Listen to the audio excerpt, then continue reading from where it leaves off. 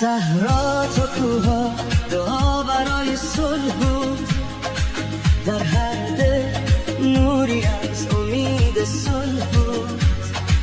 وقتی ابرای جنگ همه جا سایه افکند، این تو بودی که راه آرامش را نشان دادی.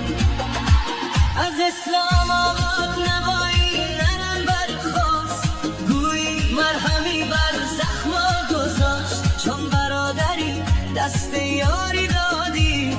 پاکستان تو دلها را بردی، پاکستان از دل لشکر چراغ صلح را روشن کردی. تشکر فیلد مارشال، درود بر رهبریات. تشکر وزیر اعظم برای هر تلاش صلح آمیز. از طرف ایران این را میگوییم تو صدای صلحی، نور انسانیت.